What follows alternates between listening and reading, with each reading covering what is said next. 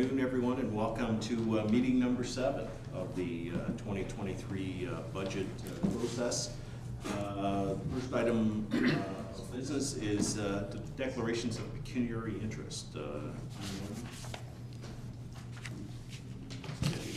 I don't know that we're going to speak about it directly, but if there's anything in regards to the Strathroy Middlesex General Hospital Foundation, I would recuse myself of all that. Thank you.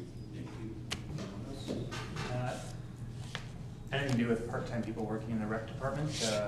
My daughter is working summer camp counselor, so. Right, thank you. All right. So, the last time we met, we made a number of cuts to the capital budget, and we had some parameters. Oh, pushing the wrong button, sorry. Anyway. Thought it was a fight starting or something.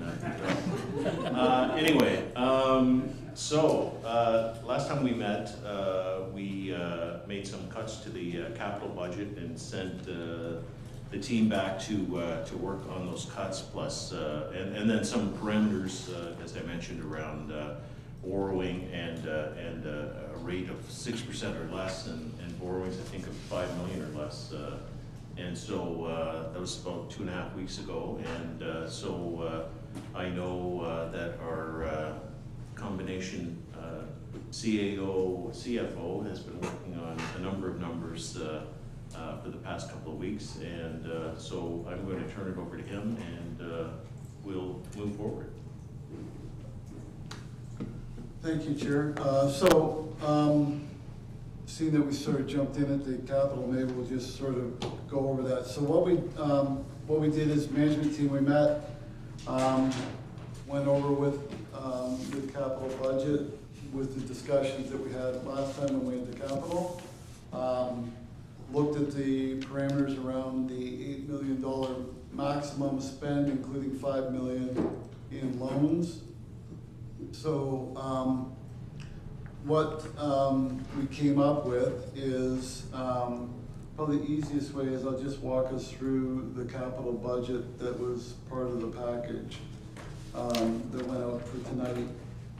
Just the changes to get there. So obviously anything that was in red and a couple of the other projects that we axed at the meeting, council axed at the meeting, were pulled out.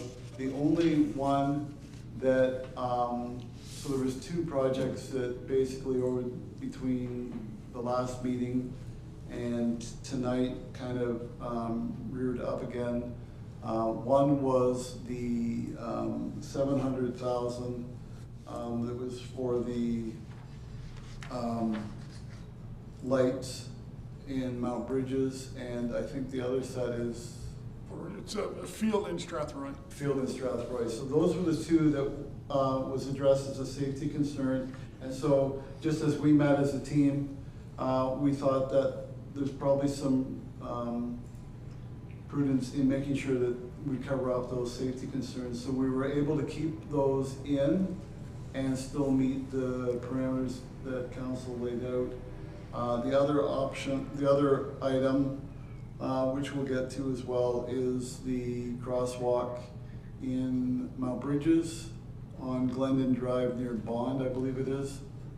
The mayor had heard some concerns from staff, from residents, as well as something to do with the county, that the county was looking at that one as well. So what we did with that is we put that back in with the caveat, so it's an $80,000 ask, with the caveat that we would come up with $30,000, which sort of brings us up to the standard of our flashing rectangular items, crosswalks that we have up on Head Street.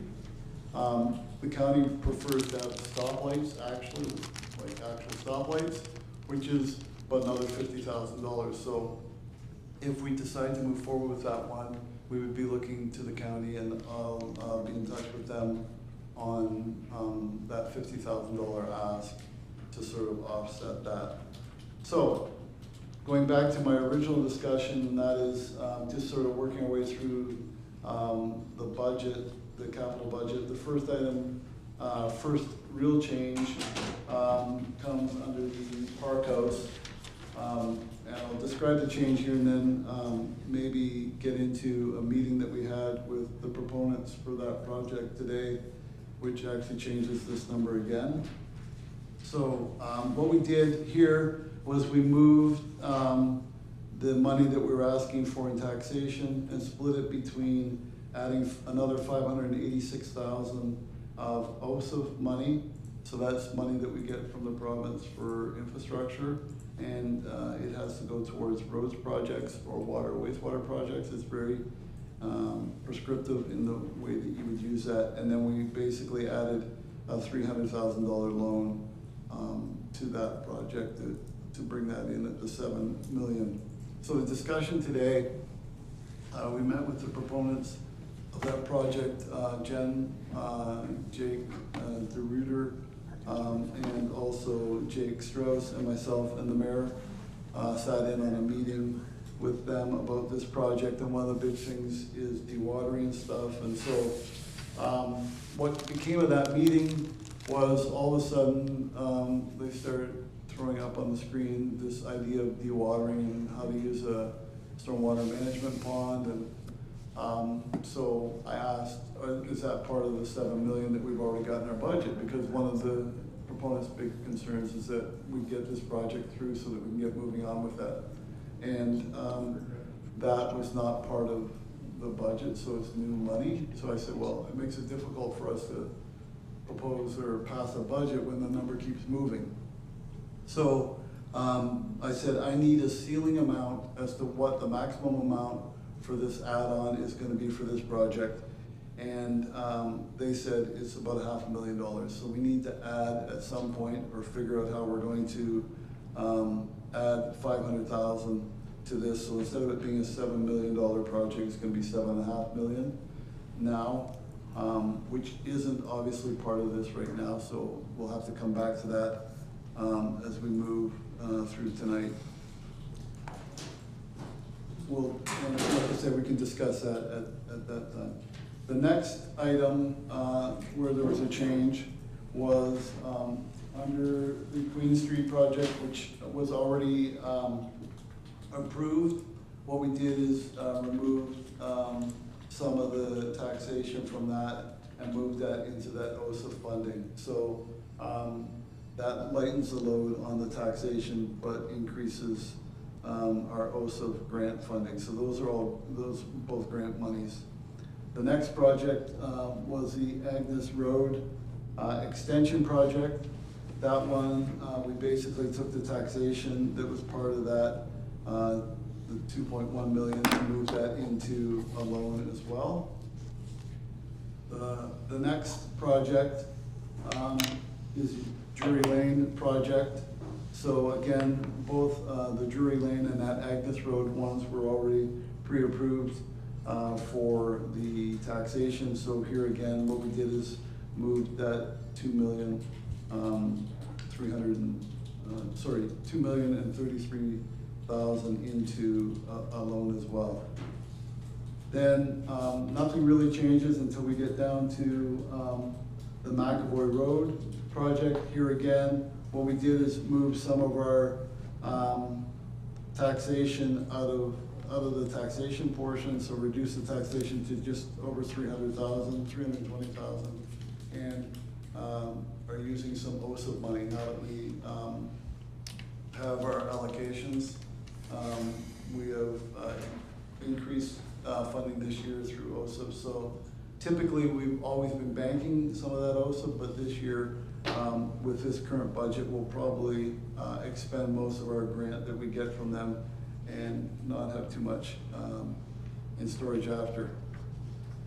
Then really those are the big changes that were to the capital projects. So what that does is now brings our taxation in at $3,662,669, which is a bit of an increase over last year, because last year we were just below the 3 million mark.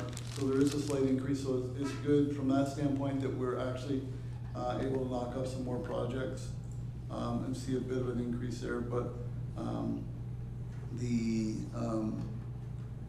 amount for the loan is 4.5 million for loans is what we are proposing.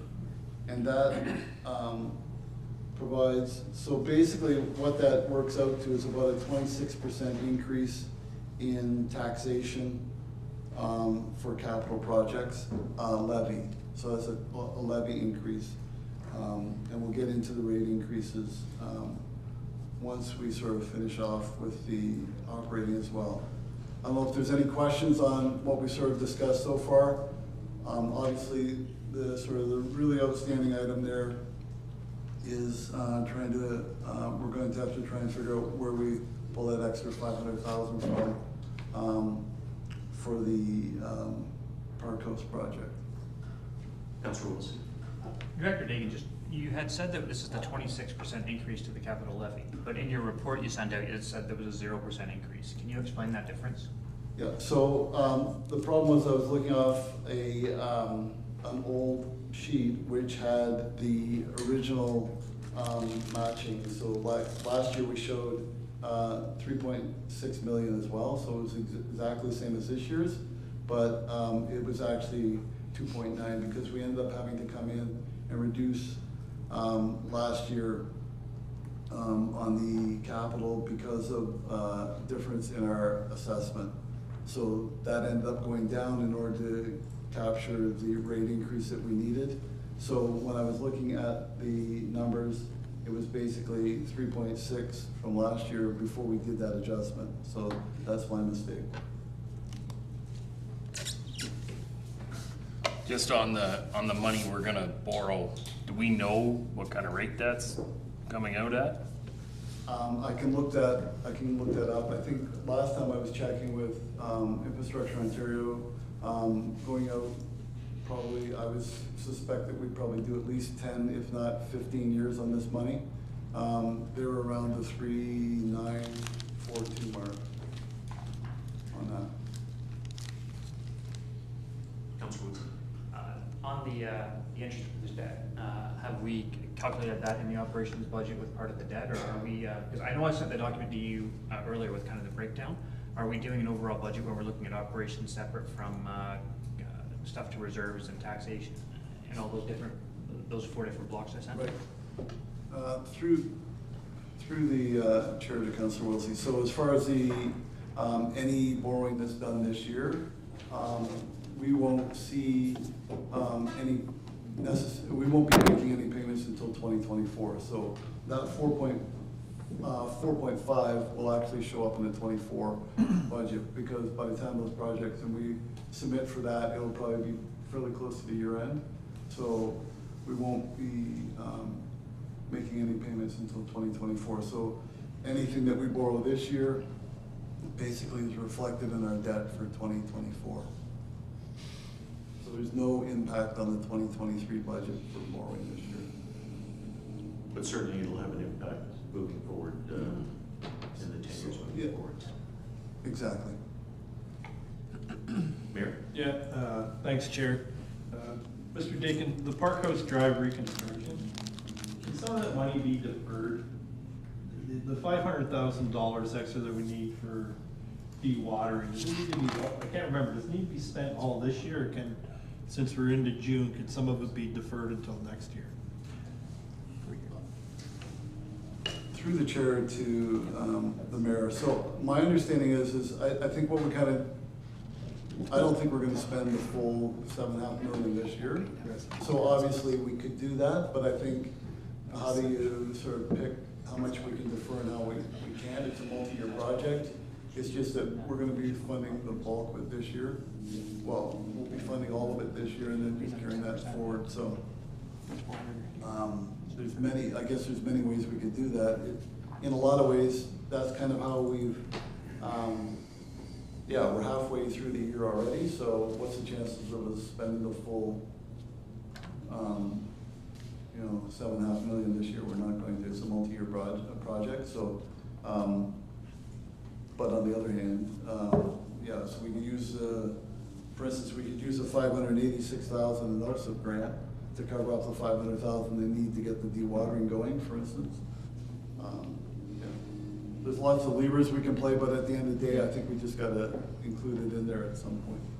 Yeah, if we don't account for it this year, then we account for it next year, and then that impacts next year's budget and the money available for projects moving forward as well, so.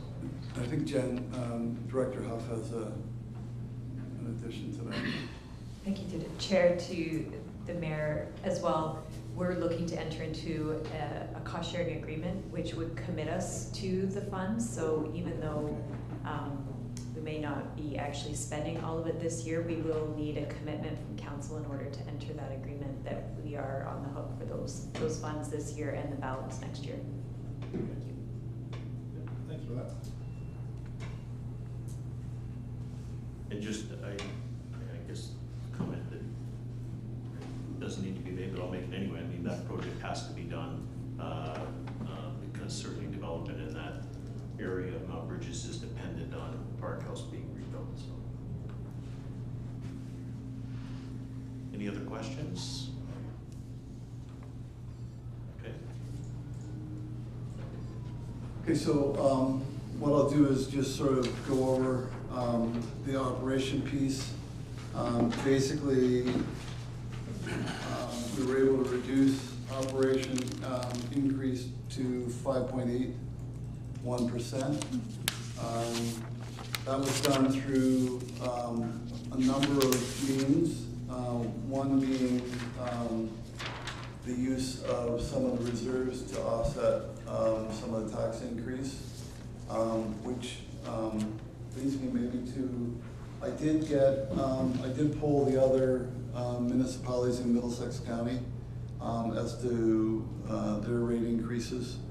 And so Middlesex Center is a 2.5% rate increase.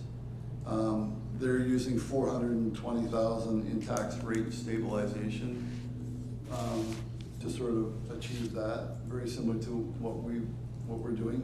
Southwest Middlesex is 2.95. Again, they're pulling money from their rate stabilization as well. Lucan, 2.95, rate increase, again, using rate stabilization. Adelaide Metcalf, 2.54, and again, they're using rate stabilization as well. And we know the county is looking at an 8.4 increase on theirs. So what we did is we did something fairly similar. We used some of our rate stabilization. In our case, it's called the future needs reserve to offset. We also did some work around increasing, looking at, because we're 6 months in almost, looked at some of our revenues where we kind of were able to fine tune those. So that got us to that 5.8% increase. It has been brought to my attention that the proposed budget for the fire still includes, under the proposed budget, 2.8 includes the 800,000 in the full-time firefighters. But I was smart enough to just change the taxation. So the taxation is right. We're only going up by that 18,000. There might be some slight change in that one simply because the 800,000 included a reduction in some of the part-time costs in the other stations. So we might move a bit on that one, but we're pretty solid on the taxation side of that. So with everything that's sitting in front of you tonight, short of the 500,000 that we've just found out about today from the Park House, we're looking at about an 18% increase in overall levy. So it's a 6% in the operations, 26% in the capital, which equates to about an 18% overall increase based on the fact that there is income coming into the, as we call on this spreadsheet, the operations spreadsheet, the finance department. There's money coming in there that allows us to reduce that a bit to the 18%. Which would equate to, as I put in the covering letter to this tonight, about a 14.7% increase. So I did meet, on that, after that, I did meet with Councillor Kenz and the Finance Committee, as chair of the Finance Committee, and we looked at a few other options that could reduce that a little further. One of the things is we did include, again, this year, a $1.5 million transfer to the future needs reserve. But given the fact that we're in the position we're in, where we need to get our rate decreased, we could forego that transfer, which would reduce our overall rate, or sorry, levy, as well as we've typically budgeted about about $350,000 for interest. One of the things is we've got a better rate of interest now with the bank, so we're seeing better returns. In fact, in 2022, we saw just a little over $1 million in interest coming in. So by bumping that up, by bumping up the interest that we would receive and reducing that transfer to reserve of the future needs reserve would bring our overall levy increase to about 8%, which works out to a 4.4% taxation rate increase.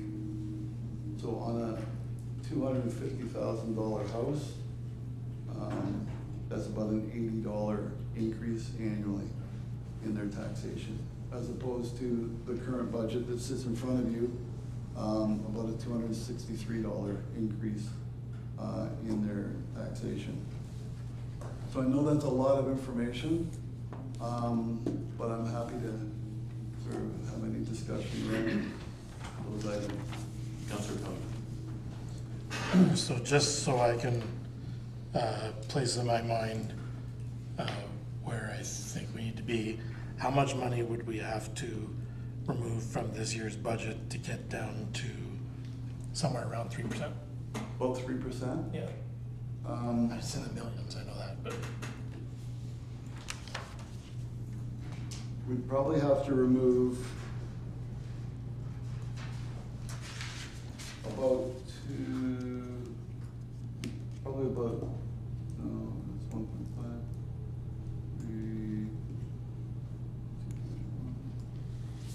Probably have to remove about another 500,000 to get down,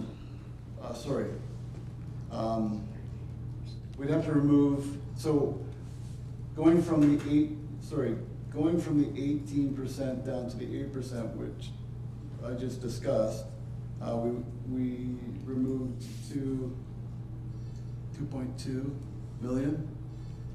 So in order to get down to 3%, we're probably gonna have to remove about another 500,000, I would say, over and above that. So almost 3 million. Councillor Brown. Thank you. Thank you for the presentation, Director.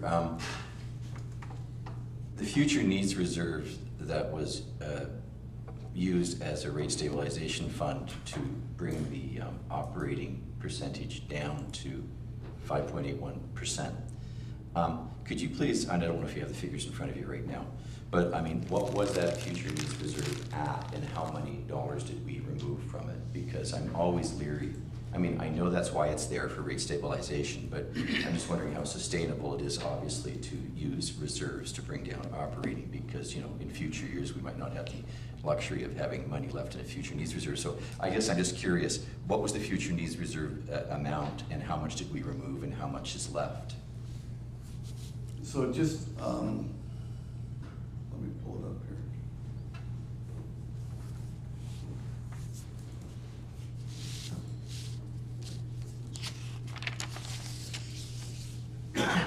Sorry for the question. I know it's No, no, hard to no. pull things up. I just, No. if we're going to subsidize the operating increase from reserve, I just want to know how much is left. And because obviously, you know, using reserves to support operating is less than desirable in the long term. And in times of high inflation, maybe we do it. That's why we have it. But I just want to know how much is left in the reserve.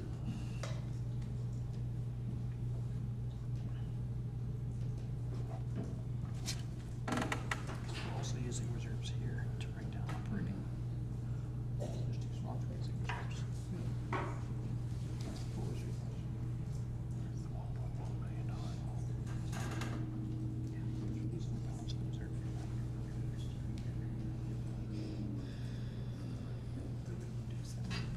It's not in here.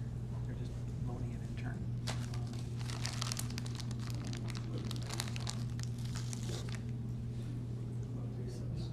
They're not showing us anything.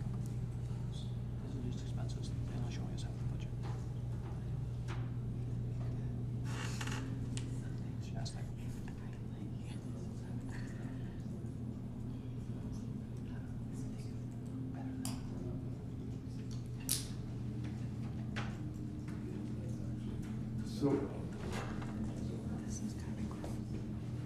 So at the end of 2022, we had 3.4 million in that reserve, and we're removing about 1.5 million. So all said and done, we'll have just a little better than 2 million. Keeping in mind that we've already we've used that 1.1 for the Caradoc housing piece. So if we don't get the grant, if we don't get the loan, then we'll be, loan payments will be going back in to offset that. So there's probably, if, let's just say worst case scenario, we're probably around, we're below 1 million now, would be left in that reserve. So I guess my follow-up question would be, at this time next year, if we were going to once again use this reserve to bring down, have rate stabilization, there'd be 1 million plus the 1.5 that we normally put into it each year. So there'd be 2.5 available next year. I'm just thinking how sustainable this would be in the long term. Yeah. Through the chair to Councilor Brennan. So right now, we're putting 1.5 in, but we're at 14% rate increase. If we remove that addition, then we're down to 1 million in that reserve, but our rate is down even more. So our rate would be at about 4.4. No, thank you. I just want to make sure that we understand what we're doing, because this time next year, that we'll have 1 million in there, but once again, there'll be 1.5 we could be moving in. And just looking at this, it's, you know, I just hope we don't have to do this each year. So yeah, just to clarify, so, I mean, we're taking money out of the reserve to stabilize the rate, but then to actually take money and put it back in there sort of defeats the purpose of it, right? So yeah, so we're not putting anything in, we're just drawing it down. Exactly. Yeah, and yeah, that's just a bigger issue that we need to take care of next year, when the time comes. Mayor? Yeah, thanks, Chair. I know I've asked this question before, but I don't think I've ever got a fully satisfied answer. The fire hall replacement, the $600,000.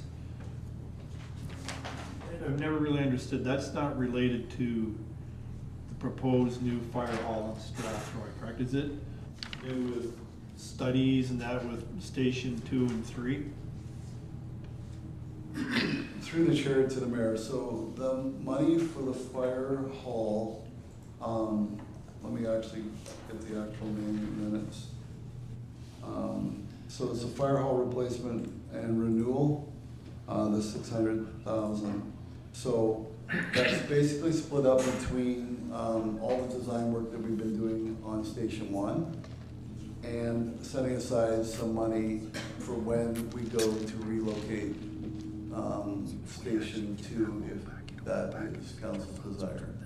So that was in last year's budget. So that money's sitting there.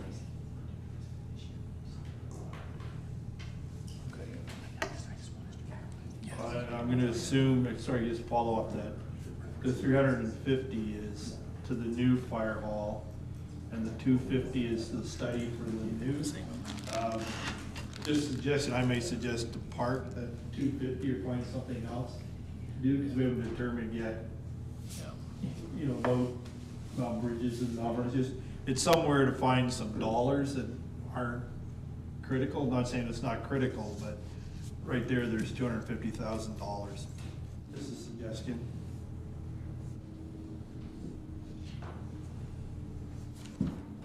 Any comment on that? No, so I would agree. The other option is eventually, whatever happens with Station 1, we're gonna need money for that, so we can always use the 250 to go small pittance for what the project will probably end up costing, but it's some money to go towards that as well. So it's in deferred revenue right now, so because we already taxed for it last year, it's sitting in deferred revenue, so what we could do is, in essence, is move that out of deferred revenue to another project if that's council's desire.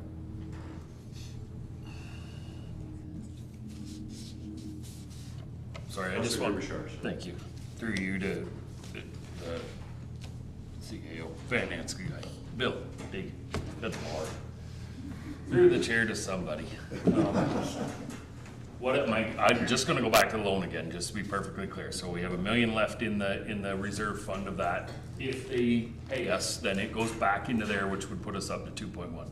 Okay, if they don't pay us, what is our, how are we paid back? Like, is that a 10-year, 15-year? Like, because that money will then go back into that future thing. Like, you know, I just kind of want to know, is the 1.1 payable back over 10, over 5? Like, I guess I didn't ever really hear what the terms of the loan were. I think we were just kind of, it was borrowed, hoping that we're going to get it from the county. But if we don't, well, then maybe that's a question for a different night. No, I think that's a fair question. Good one. Yeah, through the chair to Councilor Derbyshire. So my understanding would be that would be up to council as to how quickly they want it repaid. Obviously, we're under the constraints of how much income is coming in from the project, rents and those kinds of things. It was anticipated that there would be loan payments. I think the original one that 1.1 was attached to was about a 20-year loan. Okay. So if we use the same pro forma, that would be over 20 years, but we could look at what could they afford, and yeah. No, that's good. I just didn't know. Yeah. I knew we had kind of given it as hope we're getting it back, but I didn't know, like, whatever council then approves for it. I just, even the 20 years, at least we kind of have a parameter of what it might come back at. What's the proposal with the county at this point? Through the chair to the chair, the county proposes a 20-year loan as well. Thank you. Deputy Mayor. At the meetings, we've heard, and can I jump to the operating budget for a moment? Yeah, We're kind of on both, yeah. right? Okay. Yep. So thank you. So throughout the course of this project, we've heard of some new employment opportunities that some of the departments want to bring in. At this point in time for 2023, do we know exactly what the hiring thoughts are for the different departments? So that we can, and the reason I'm asking is at some point in time, we are going to have the CAO built full-time, and that may be something that is re-looked at on the global basis of everything going on with our municipality. One would think that a leader would walk in and take a look at his staff and what he feels his needs or her needs are. I say his because currently filled by him, that's all. So I'd like to know what full-time possible positions are within this, or even part-time, and I'm not talking about part-time for Parks and Rec, because I know we have projects and clearly those, you know, we're doing those. I'm looking at what long-term hiring obligations are we potentially taking on. So, through the chair to the deputy mayor, so I think what's sitting in the budget is what was presented last time, and I can pull that one up. There's a market coordinator. Market coordinator is supported now. We did get a grant through Summer Job Service to cover the lion's share of that. So basically, that is covered. There's no taxation involved in that. It's a summer part-time position. There's the cemetery assistant. I believe that's a full-time position. There's, go ahead, Rob. In my operating budget, there is the part-time cemetery assistant and a full-time cemetery assistant. We have yet to hire either. So, through the chair again to the deputy mayor. So the only hiring that's been done for 2023, other than the recreation staff, has been that market coordinator. That's it. What's built into the budget is, as Director Littleborn's presented, one part-time cemetery, one full-time cemetery. There's 2 roads operators, and then looks like I stalled long enough that the director of HR has the list in front of him. Yes, I do. Thank you through the director, CAO to the chair. I have the list that we presented probably 2 or 3 meetings ago, so I'll just recap what those positions are so we can have any discussion. So for legal and legislative services, we had in there for a director to replace obviously the non-existent one, adding a director back in. HR, we had a HR generalist. Building and planning, we had a planning assistant. Community services as Director Lilborn, just cemetery assistant, full-time. Engineering and public works, we had 2 roads operators. Fire service, we removed the 8 for this year, and that is it for position titles. And that was budgeted like a January to December, so they're budgeted for a full year, and we're Correct. pretty much at a half year, so. Correct. So, yeah, whatever wages are involved there, in theory, will be about half of what they're budgeted for, right? Councilor Pell. I was just gonna suggest that if we were to drop those salaries to 50%, knowing that next year we're gonna have to up another 50%, but that spreads the cost over 2 years rather than 1. You know, some of these, like I don't anticipate we'll be hiring 2 new roads people next year or any cemetery people, or we should be fairly stagnant in personnel next year. So to me, spreading that cost over 2 years would make sense, and that would provide us fairly significant dollars in operating savings. Through the chair to Councillor Colkman. So the other option there is, because we're saving half of those salaries, I would say that would reduce the amount of money that we would need to take out of the future needs reserve, because we wouldn't need to backfill for that. So typically, we try and work through the idea of using grant money, user fees, taxation, and then if we need to dip into reserve to balance that out, we would do that. But I would say that those savings would reduce the amount of money that we would need to take out of the reserves as well. So they would be in the budget, built into the budget for the next year, which is part of the piece, but the other piece would be that we wouldn't have to take as much out of the reserve because we've got those savings. No follow-up. Just a follow-up, but we need to cut somewhere. And to me, that, like, if we haven't used money out of future needs for quite some time, so, at least in my memory anyways. So to me, if this is the year that we need to take money out of future needs, then we cut the cost somewhere else. And we need, if we're still at 8%, we still need to cut. So, to me, that's a pretty obvious spot to cut where it's not impacting service, it's not delaying infrastructure, expenses, and yet it's a, given that we're. It's a rainy day fund and it's raining, so. Yeah. Councilor Griffin. Thank you, through yourself, actually, to Director Payne.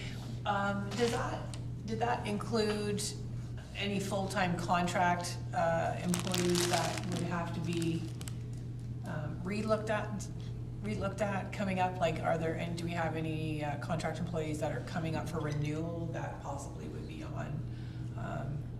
on the radar there? Through the chair to Councillor Hippel, for headcount wise, it would include, we only have one other fixed term contract that expires in end of 2024. So I looked to the director of building. So that's what the current position is. It's our bylaw officer. Oh, okay. Currently on contract till the end of 2024, I believe it is. April, is it? Okay. So that would be relooked at for the budget, I would imagine, for 2024, whether we renew, whether we don't renew, or if it becomes full-time for that matter. So. Okay. Thank you. Deputy Mayor. Thank you, Chair. So I'm kind of getting a handle on things. The 4.4 sounds a lot better than where we started, but it's still not where I would like to see us end up. So I've already made the statement that, I think a lot of these positions will be examined by the next leader, CAO. So I would be proposing that we remove the one in HR and leave that to be examined. Maybe we'll see it next year. Remove planning. I'd like to hear from Jake, and I know he already spoke about this, sorry, Director Strauss with engineering about the two roads operators, and I'd like to hear from him once again about those two operators. And my question to Director Littleborn would be, I know we heard the issues at the cemetery, and they're profound because we haven't done anything. However, when money's tight, cuts have to be made. So do you have any other suggestion as to, instead of one full-time and one part-time, would one full-time start you down the road? And more can be looked at when the economy gets better, and it's not going to stay like this forever, but we are in hard times. So through the chair to Deputy Mayor McGuire, yes, the budget that was presented to you includes a full-time cemetery person and a 4-month contract person. If we didn't hire the full-time person, that part-time staff person, that contract person would have been 8 months. So we've already whittled back the seasonal person from 8 months down to 4 months with a full-time staff, including a full-time staff person. We're at the point now in the season, I would suggest that we probably wouldn't even consider hiring a summer staff person. We're that far down that can easily slide off the table. As you can see by the operating budget, we've worked very hard in trying to get these numbers down to a number that's acceptable to everyone. So we're prepared to go further if that's what we have to do. I want to say you're talking maybe $16,000 maybe for the seasonal person. Yeah, I'm personally less, sorry, I'm speaking over top of you, Chair. My apologies. I'm less concerned about a part-time person because it's a one thing as opposed to the full-time. I'd really like to see the full-time come to us if it needs to come to us through the new lens of whatever eyes we appoint as our next CAO. So I will leave the rec department alone in my motion. If I could just interject Yes, for a second, one thing you said, it was like hard times, and I don't consider it hard times. I think it's a growing community and kicking the can down the road that.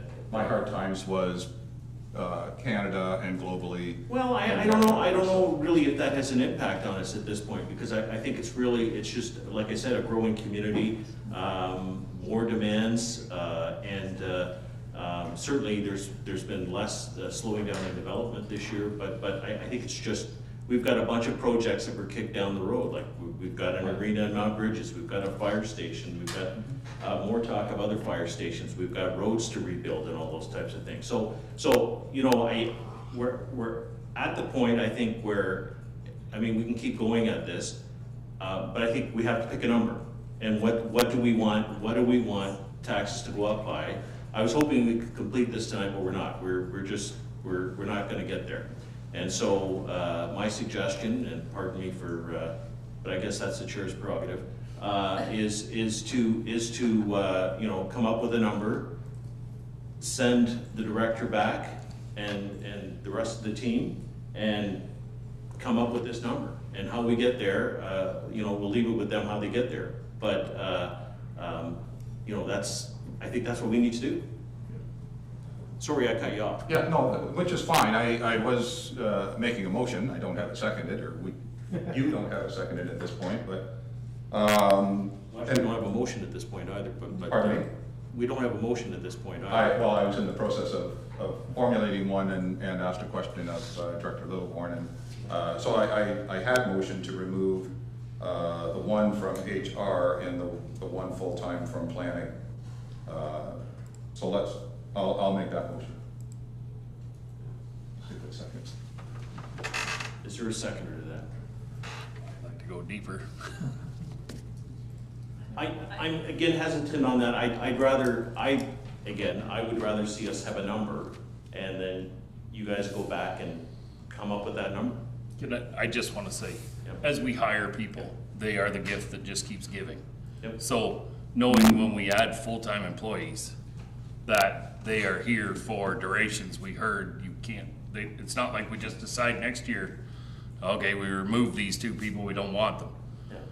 I get we're a growing community, but I'm going to tell you, if we put out a tax rate this high and tell people we're hiring 4 or 5 people, they're gonna be upset.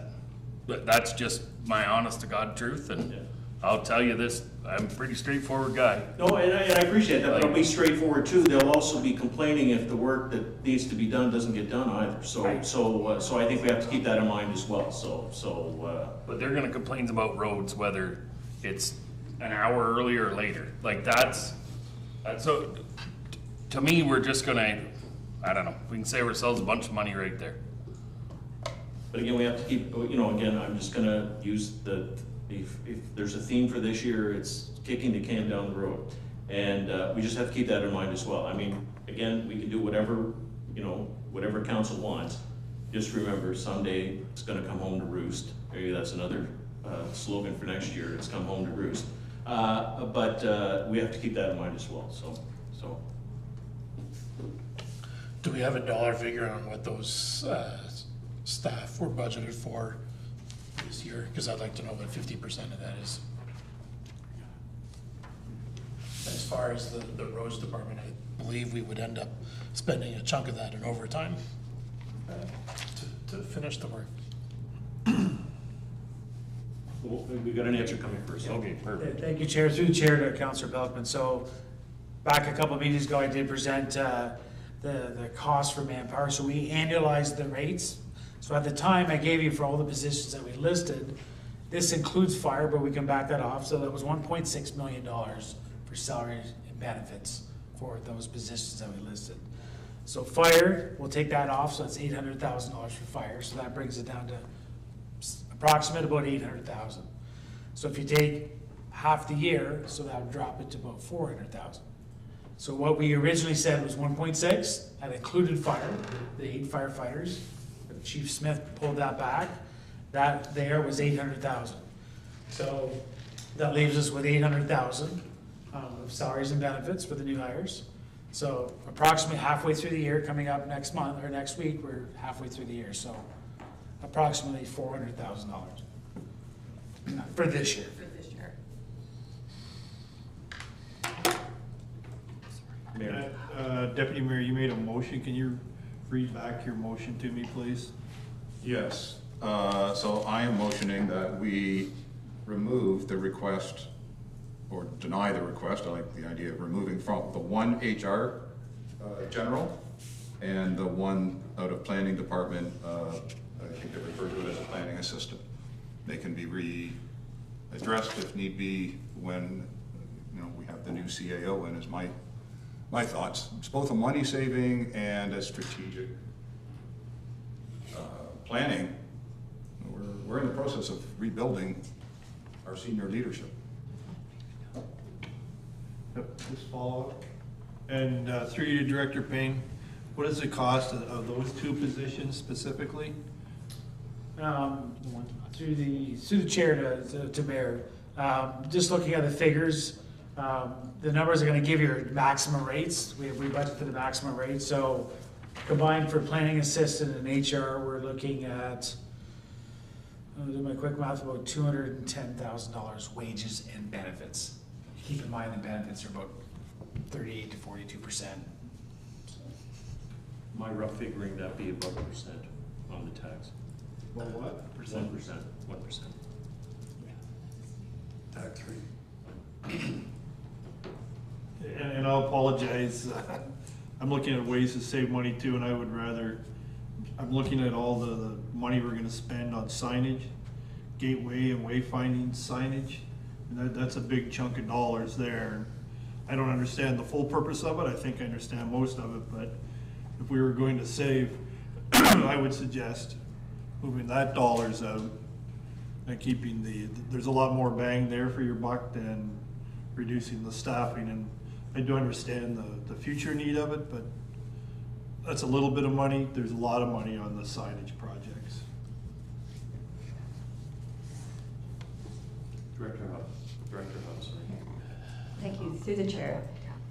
Just to address the planning position and so that council is aware. So currently we have a co-op position that is doing many of the jobs that the planning assistant position would be doing. And the intent is that co-op position is due to expire in the end of the summer, and that would coincide with the hiring of the planning student. And so the difference in wages is not very large, and it would mean that essentially we would lose capacity.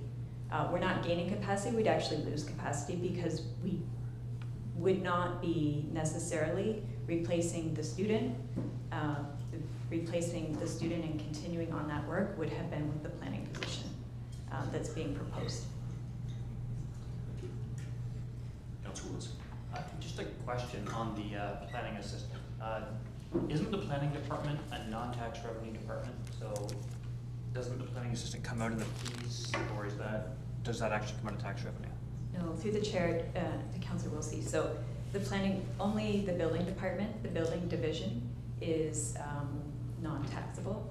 So our department is funded through taxes, and because of the amount of work that we've been doing to date, so this year, the number of consultation meetings that we've had, and we have a new consultation process and collecting fees for that, we were able to adjust our operating budget to substantially increase the revenues that we anticipate receiving, because actually we've already achieved 70% of our expected revenues by this time of this year. And so knowing the applications that are still coming forward, we revised our revenue expectations that allowed for us to reduce the amount of taxation that would be required to fund our particular department this year.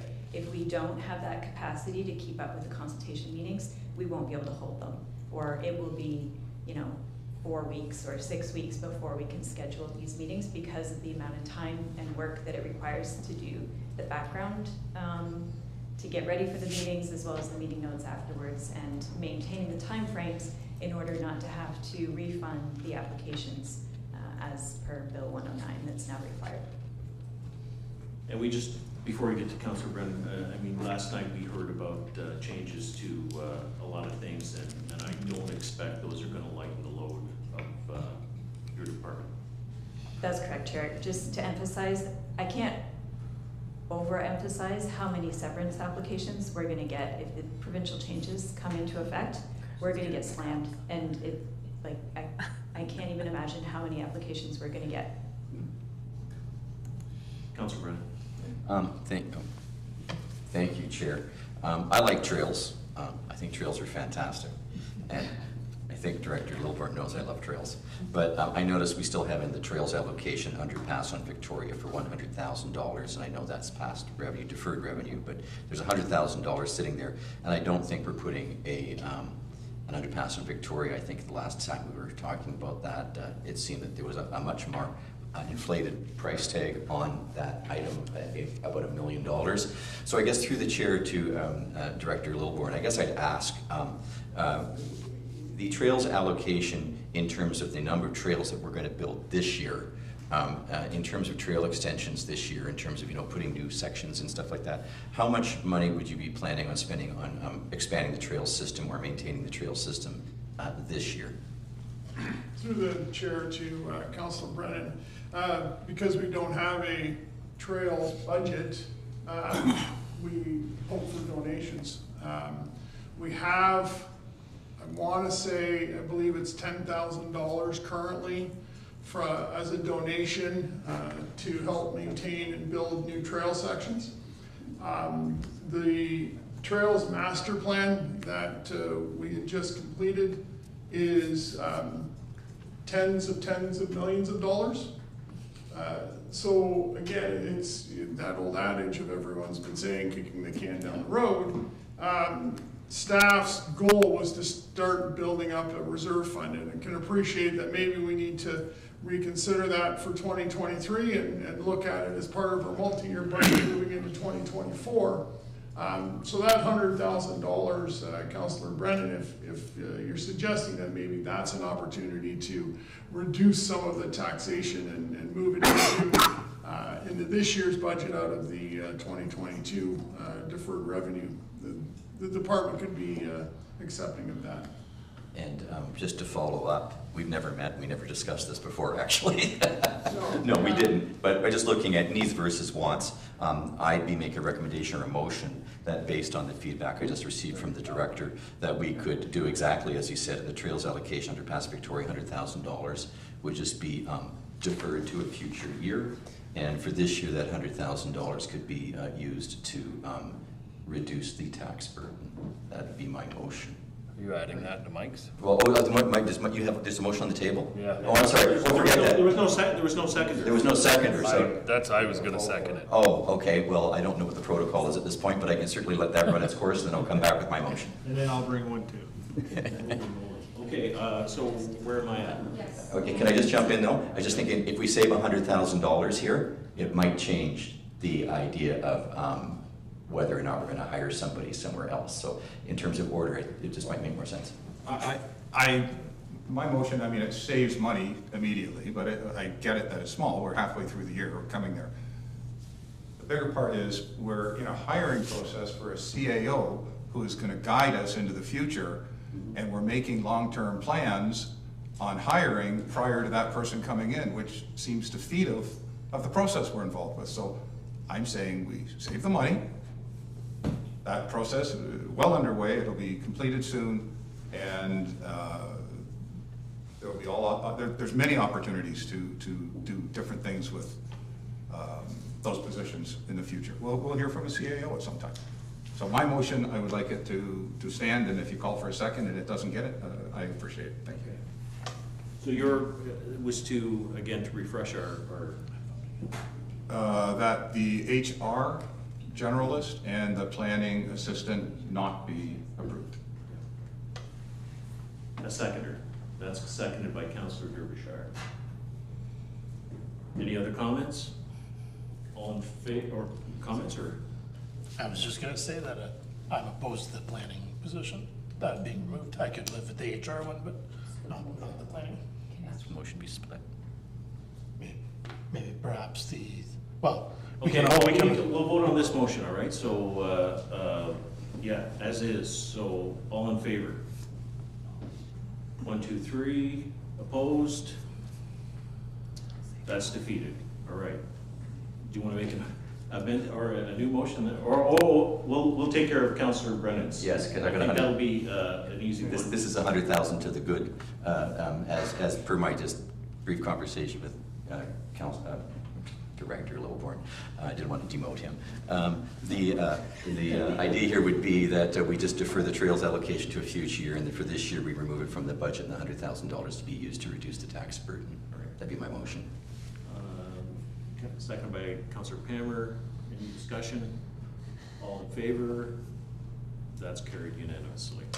All right, where are we now? Oh, the mayor. The mayor, okay, I'll do mine, because I'd like to bring a motion to, everything in there is needed, but I look at signage. We're spending a lot of money on signage, and that is something I think we can defer till we have more money, so I'd like to bring a motion to remove both the gateway signage allocation and the wayfinding signage allocation. The seconder. You're seconding that? I will, and I'm a huge supporter of the gateway signage, and I know we need to do it, but I feel that our ability to do it this year is compromised now. Okay, but so before we go any further, I'm gonna let Director Lilburn speak on it and let us know where we're at. Thank you, Chair.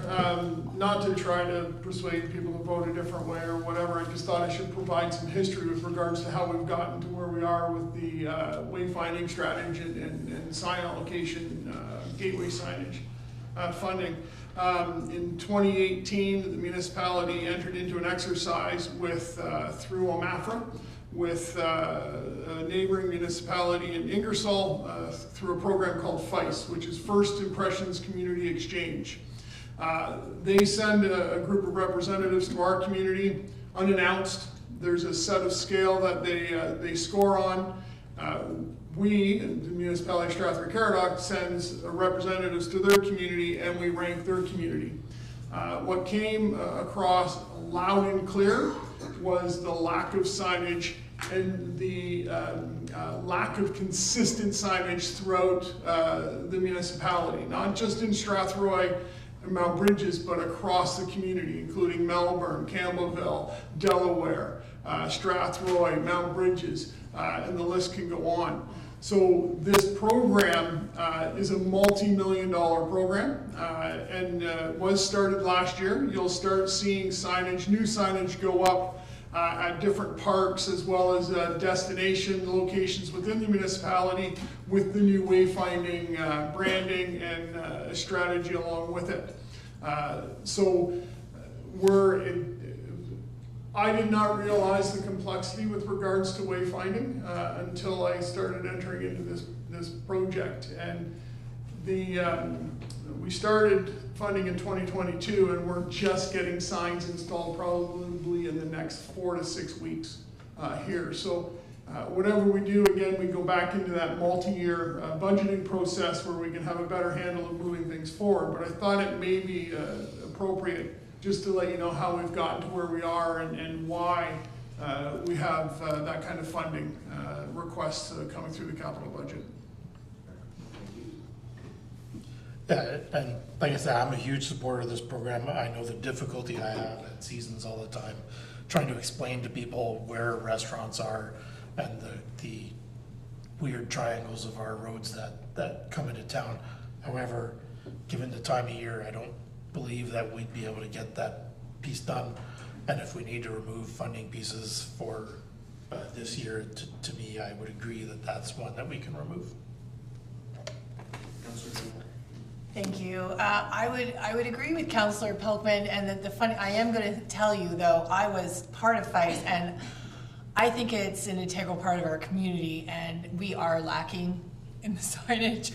And it's very important on all areas. However, I would agree with Councillor Pelkman that at this point, it's probably too late.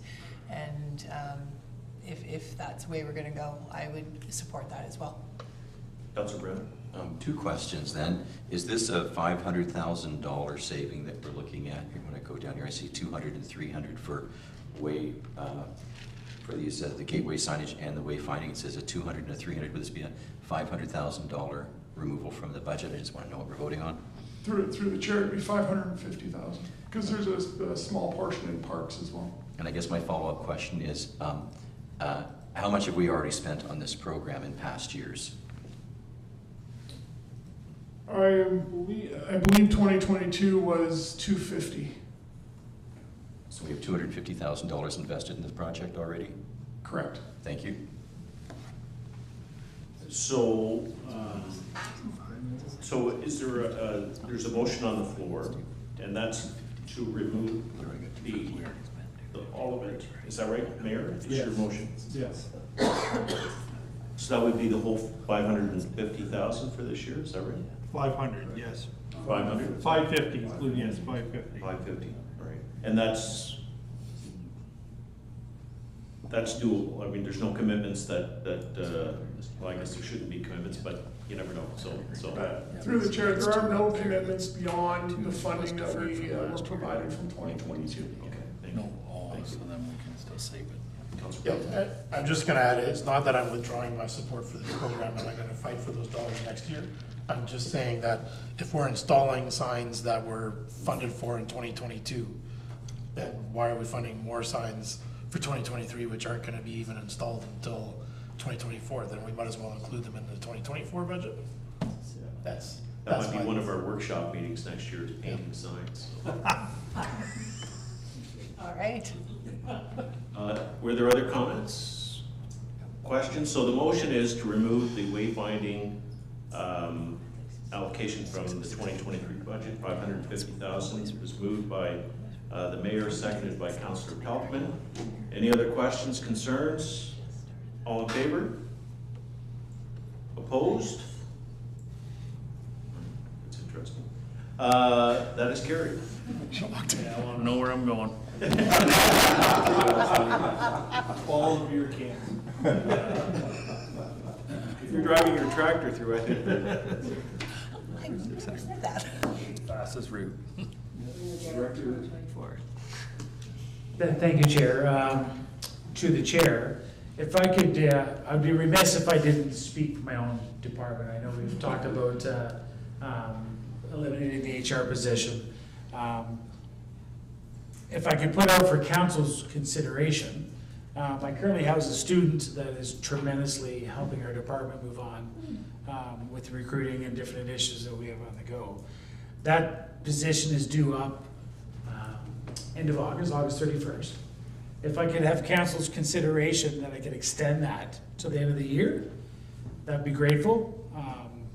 If not, I'll have to make ends work, but approximate cost would be $10,000 for an extension for wages.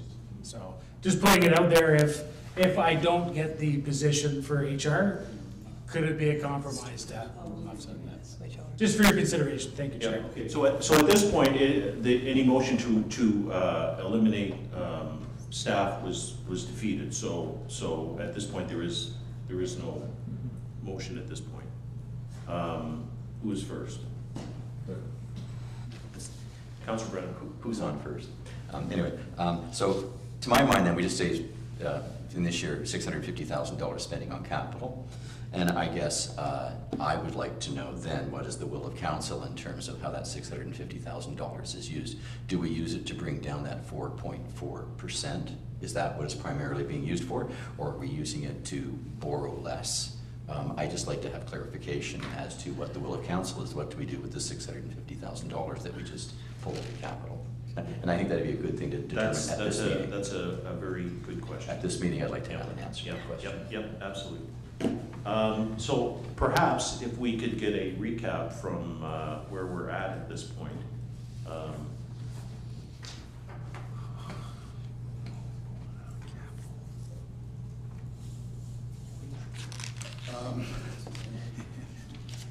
collect my thoughts. Through the chair to council, I guess. So right now, I guess I need clarification as to the piece. If we're talking to 4.4, then I'm assuming, based on that, in order to get down to the 4.4, we increased interest income and we reduced the transfer to the future needs reserve totally, which is the 1.5 million. So if we're comfortable with that, then we're at 4.4. This 650,000 would then reduce it further, and I can give you what that number would look like if that's what we're looking for. Yeah, I guess that's, I'm wondering if we had just, there's $650,000. There was a, mentioning a 4.4% increase, I think. If we're looking at, I don't know, is it $180,000 percentage point at this point? It's around that, it's around that. Yeah, so to take that 4.4 down to a 2 point something, I'm just wondering if that's where we're at. Yeah, 650, if it's at 180 per, then, I mean, we're talking, that's 3% or in that range, right? So then you're down to 1.4. If I could just interject. I would, you know, 1.4 is too low, so. Yeah, I was kidding. I see, Councillor Cameron. Should we be removing the 100,000 for the foundation also, just so in there? So that would make it 750. The hospital foundation donation, doesn't that need to come out, that cash? If council would like to remove that, yeah. Well, I think based on our discussion last night, we should remove Yeah, it. so really, I mean, what we're donating to the hospital is an asset that's not accounted for on the books. Is that fair to say, or?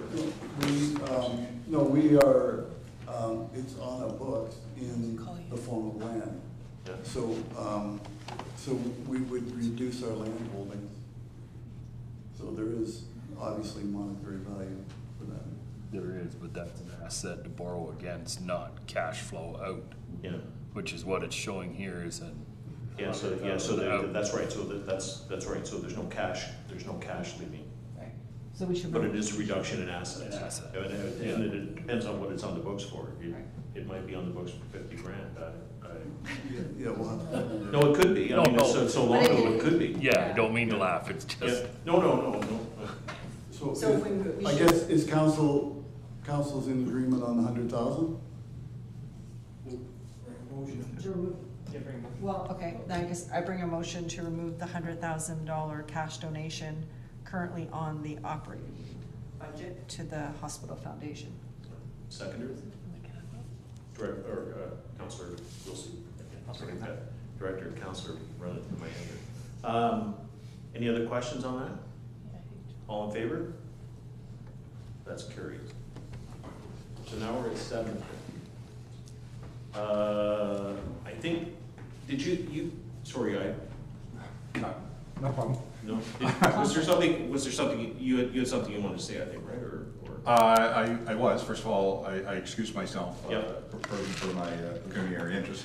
I was going to work off of what Director Payne said, which I think is probably the right way to go. If he extending the part-time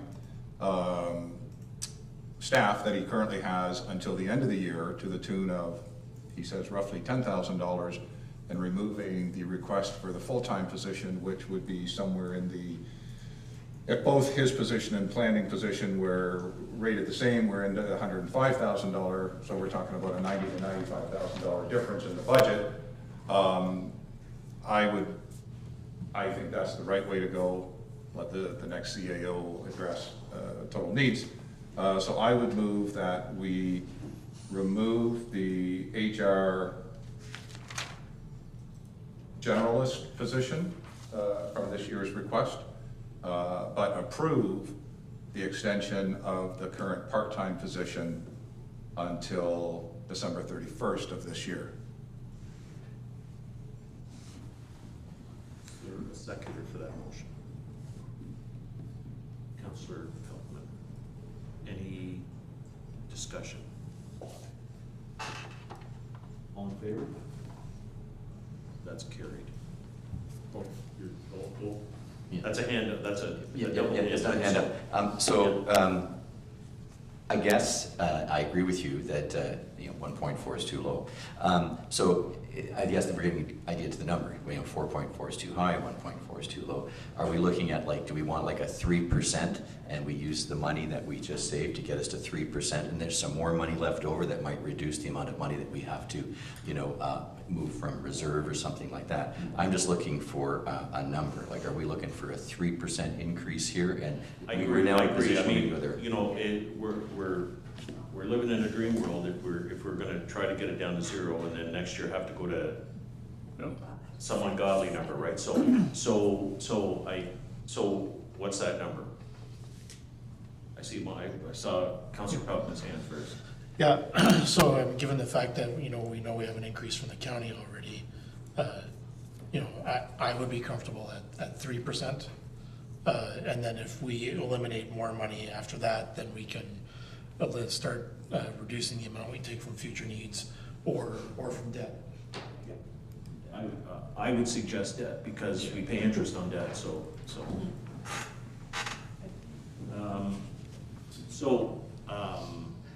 The results are back. I'm giving you cover. So I made that motion. You made that motion, right? I asked for a second first. So if I can paraphrase, Councillor Peltman's motion would be to aim for a 3% Tax increase. Tax increase based on the discussions we've had so far tonight. And if we continue to eliminate funds, that it'd be reducing from debt. The anticipated borrowing. Seconder, Councillor Brennan. Questions? Yeah. We'll start there. Is that 3% just of the Strathroy-Caradoc tax, or a 3% increase to the taxpayers? Because we already have a 2% tax increase from the county, so I just want to make sure that we know what we're talking about. It would be a 3% increase in the current levy. It's county's budget spending. It's unfortunate that the county's the county, and we can't, we have to be realistic. Deputy Mayor. I agree with this entire direction that we're going. I would just ask for a minor difference to the motion if Councillor Peltman would accept it, which I would prefer to be at 2.95, and it's semantics, but it flows with our neighboring municipalities that are all in the 2 point something. So I would ask if you would consider that friendly amendment. Can I have a dollar value on that? Roughly 9,000. What a 2%, what a 2.9% would be, or the difference between. Difference between 3 and 2.95. It's $9,000. 9 grand. I can live with There's that. a reason. There's a reason I don't have hair. If I could speak on that, I have issues with the 99 cents all the time, and we are the biggest municipality in this county, and I think that we should be bold enough to stand behind 3% and not try to. But that's I can't make a motion or second a motion, but that's my. I'll agree to the change to 2.95%. As a seconder, I'll. $80,000. The difference is $80,000. It's 0.05. It's a 0.05. It's 0.05. You want a 1%? We're going from 3 to. To We're going from 2 to 2.95. 2.95. So okay. It's 8,000. So 5% of 180 Yeah, would so be around 9,000. $10,000. $10,000. And as a seconder, I will agree to the friendly amendment. So the motion is amended to 2.95% increase in taxes. All in favor? And record me as opposed on that. No one's voting anything. Come on, Frank, if it was gas, you'd be happy to see that. I just think it's gonna be 305 next week, so. It's currently 2.95. Oh, I didn't have my microphone on. did, that was not on purpose. Yeah, so I voted for the 3%. Yeah, anyway. Councillor Pell. Seeing as we have a number of full-time staff still in the equation, I don't believe we should be taxing for full-time wage when we're only providing half a year of service. So I would make a motion that we remove 50% of the allocated salaries for the full-time members that were presented from the 2023 budget. So just show for the remaining year, or an estimate as to when they would be hired and as to what the estimated cost for the year would be, I guess. Seconder, Councillor Brennan, comments? Councillor Brennan? And that the savings reduce our borrowing. Thank you. Councillor Wilson? I'm for using the savings for that full-time position to lower down the debt, but I'm opposed to using that for our budget number, because when it comes to next year, we're going to have those extra salaries added on, plus whatever cost of living increase for all of our people across the board, and we're gonna end up with a 5 to 8% budget increase just in salaries next year, in addition to this jump, which is gonna make that even harder to deal with. So it's gonna help now, but it's just kicking the can down the road. It's not gonna help us next year. Yeah, you're kicking it into a wall is what you're kicking it into, so it can't go any further. Sorry, that was actually gonna be my follow-up, is we are always cutting or kicking the can on operations. Or, sorry, on capital. On the operations side of things, like, at some point, we have to be big enough to sustain for 4 or 5 years. And I'm not trying to say you guys don't need help along the way, but every year we're adding 5 to kind of 6 people somewhere along this road, you know. Like our operations budget, we didn't ever say, okay, let's can people. Like, and they just keep adding, as Greg said, to this whole equation. Next year, there will be an 8% increase, you know, and we did kick. I mean, when you look at capital projects, there is an awful lot of them to do. Yep, So- and we're tackling a lot this year, so you know, those are gonna get done. But if we don't spend our money there, you won't have anywhere to work. So, like, without doing these improvements and stuff, we won't need the people to do the work. We need each other. Yeah. Not a bit sentimental or anything like that, but I will go back and say about the planning department one. I really think that we, you know, and I don't even work in that department, but I'm afraid of what might be coming in the next 6 months to a year, and we have to be prepared for it, because if we're not prepared for it, we wind up paying for that as well. Wind up being paying for not being prepared, right? So we have to stay on top of that. Okay, where are we at? So we've got, I think, a motion about cutting the wages in half. There's been a rebuttal comment made about that, saying we should just account for it all, and yeah. Any other comments on that? I'm not 100% sure that's what the rebuttal was, though. I think the rebuttal was not hiring the people at all. Would that be correct? No, my rebuttal was if we're going to hire those people, which I'm not saying I'm for or against. My comment was just, if we're going to hire people, use the full year's wage, and if there's any savings from that half year's wage, use that to pay down the debt, but we can do that behind the scenes. But budget for the full year's salary was what my comment was to this motion. I wasn't talking anything about changing staff positions at this point. That's my rebuttal. I don't think we should hire anybody. That's just my rebuttal. I know, but yeah. And you'll be out with the shovel, so. I have no, and honest to God, I have no problem. I went into town when the big snow was on and I removed stuff.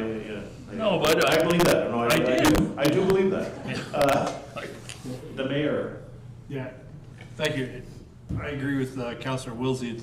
It's an accounting exercise, correct? And it will catch up to us next year, because you're going to next year pull the full year's value. So on paper, the increase will look larger this year. So I agree with Councillor Wilsey. Just take the savings and roll it back in. So I guess I would counter that with the fact that, you know, so for 2 years behind in housing, getting on impact roll, there's still a significant number of houses yet to get on the roll.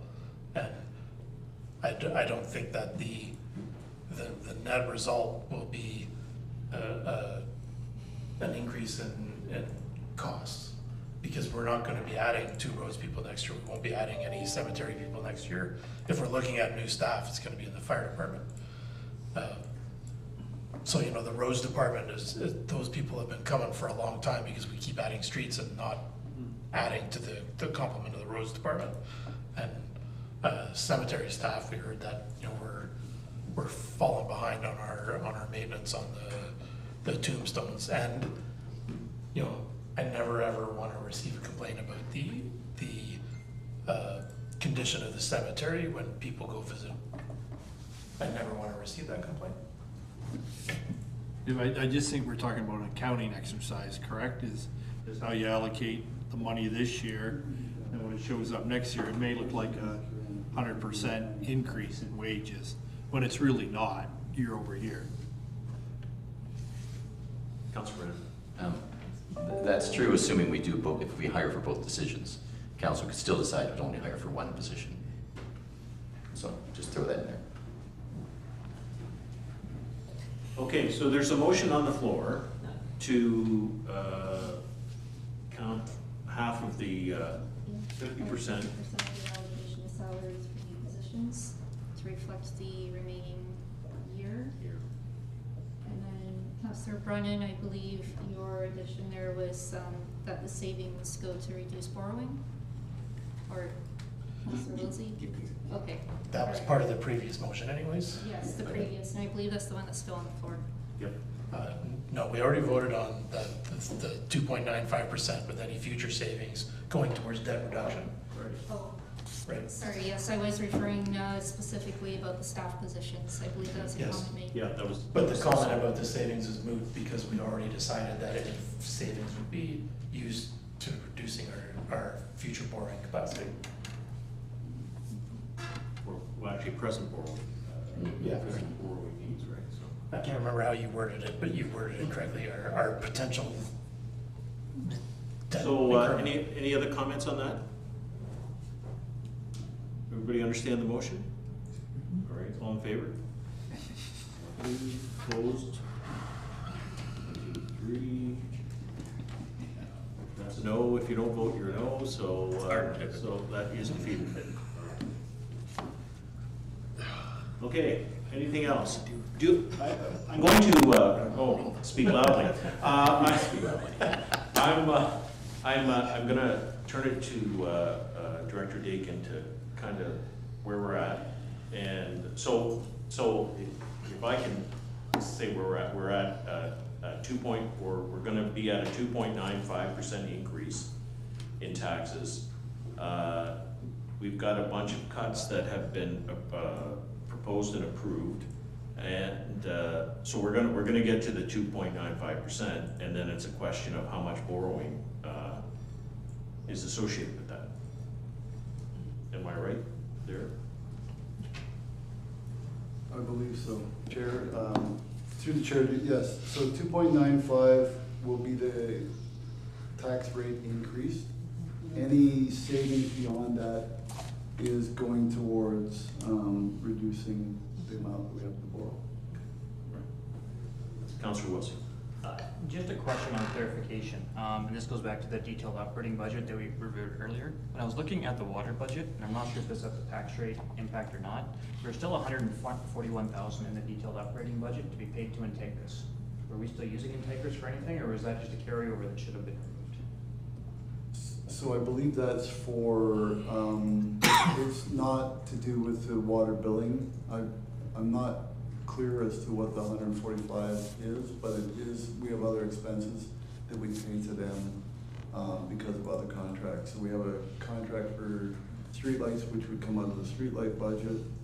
But we can all look at that as well. But my understanding is that there's a contract that's still outstanding with them as well.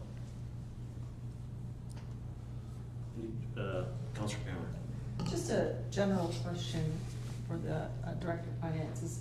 When will we, I mean, we've been talking tonight a lot about our increased costs because of our increase in our growth. When will we see an increase in our income to catch up with this? Like, when does the taxation part catch up so that we'll have more on the revenue side looking down the road? Through the director, through the chair to Councillor Palmer. So we see it every year. So right now we're sitting at about a 2% increase based on growth, because there isn't any real phased in. Everyone's sort of flat on their growth on their assessment. So once we get the new assessment, we'll probably see a big boost, because everyone's going to be reassessed, and obviously one of the driving factors behind your assessed value of your house is the selling prices. So if you can imagine, what you're looking at is 2016 was the last time that the assessment was done. So if you think of what houses were selling at in 2016 in this municipality, probably if you were paying $300,000 for a house, you were getting something up in the north end and fairly large. Now, you know, people are paying over $400,000 for, you know, 50-year-old homes. So we're going to see a huge increase.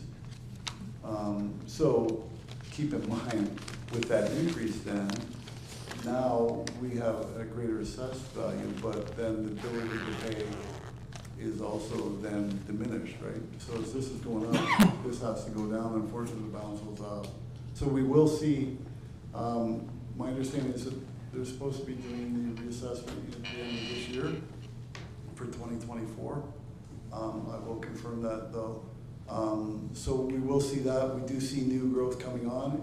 It used to be about a 2-year lag. We're down to probably close to a year now. So anything that's built in 2023 doesn't really hit our books until 2024. But again, we go back and date of occupancy on those ones. So there is some of that growth we're getting, but we don't get a lot of it. It's a slow train. But I think the thing will be, once we get back into the phase in, we're going to start seeing that phasing growth. So we'll get that over 4 years. So yeah. Yeah, certainly there'll be a revenue pickup from new assessments, but you know, if just for as an example, if a house assessed house goes from 250 to 500,000, if we use the tax rate that we set, we're not going to charge people double the tax. I mean, we're going to have to seriously reduce the tax rate to try to again come up with that number. So you know, we could blame the province, but I don't think they'd buy that. So and nor would you want to see your taxes double, and you know, it's just impossible. So it's a different lever, and I mean, there might be some redistribution based on how things are assessed. Like commercial might be assessed higher, and you know, there might be more money coming off commercial and all that kind of stuff. But in the end, you know, it's just one of the multipliers. We're going to have to adjust the other one to make it work and be fair. So anyway, Councillor Cobb. I guess since I lost the last vote, I'm going to try and lose another one. Sorry. It's okay. I don't hold a grudge. That's part of business. I wonder if there's any appetite to reduce our $4 million in borrowing by reducing or spreading the cost of some of these multi-million-dollar projects over 2 years. I don't think that the will of this council is going to bend in not completing Park House or not completing the either sewage treatment projects. But if that spending's not going to happen in 2023, should we be delaying some of that spending to 2024 when the work is actually going to be completed, and then borrow in those years? That I know that means that we're going to end up borrowing more in those years when we're building some other buildings that are on the books, but then it's 1 year's less interest on the money we're borrowing now. But my concern with, well, we won't be paying interest unless we borrow the money, right?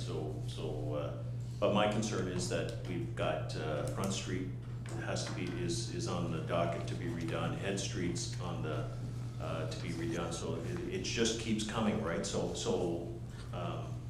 Yeah. Same with Rougham and. Yeah, yeah.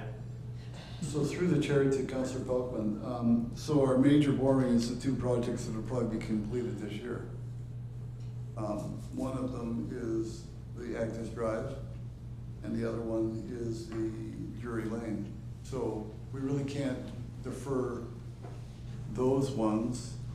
No, we got a lot of money sitting there for Park House.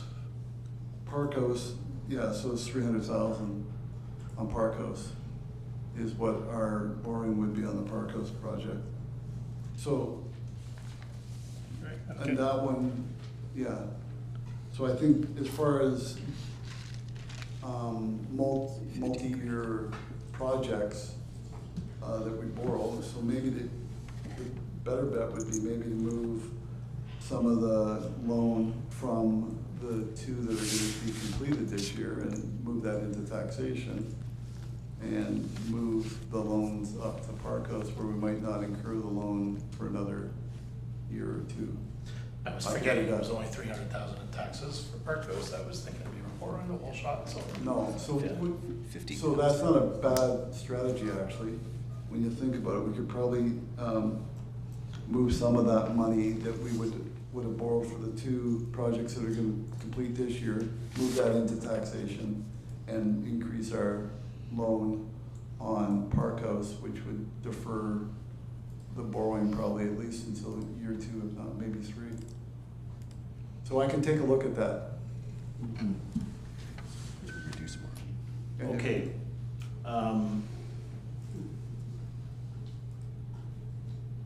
Just a comment, we came in here today and we were looking at, we already had capital pretty much set.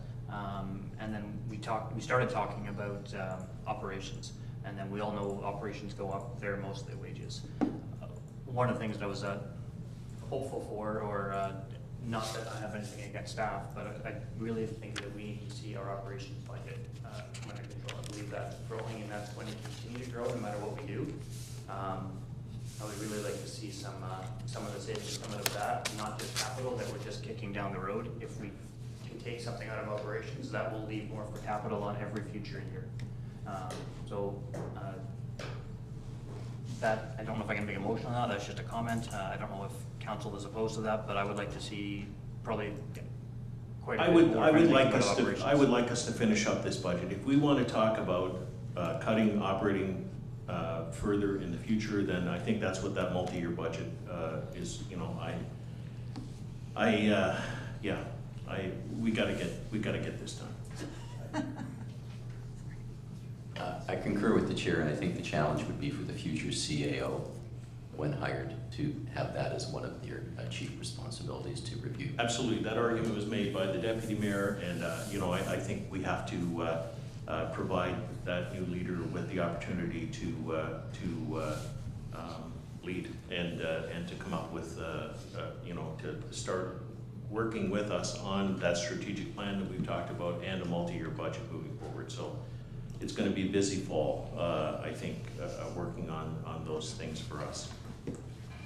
So what I was hoping not to have a meeting next Tuesday, but we're going to have a meeting next Tuesday, and Bill's going to come back with the numbers we're looking for, if everyone's in agreement with that, and hopefully we can come to an agreement on something next Tuesday, and then bring that budget to the first council meeting in June. Any objections to that? I appreciate the discussion tonight. I appreciate the honesty with one another. I appreciate that we're, I think, starting to get along with each other quite a bit better, and I think we all understand each other a little bit better. And yeah, we're running we're helping to run a big organization with changes in leadership occurring here. Yeah, and so you know, we've got our work cut out in the years ahead. We still got our work cut out on this budget, but we got to get it done because tax bills need to be printed for the second half before too long. So anyway, any other comments before I look for a motion to adjourn? I would just like to add, I think this has been very productive, and to be honest, I recall 2013 budget, was 30 meetings, so we're well under that bar, which is good. So I would just like to thank council for, you know, their commitment to sort of pushing this through. I think we're in a good spot now. Thank you. So I will take a motion to adjourn. The mayor. Brian? Any opposed to adjourn?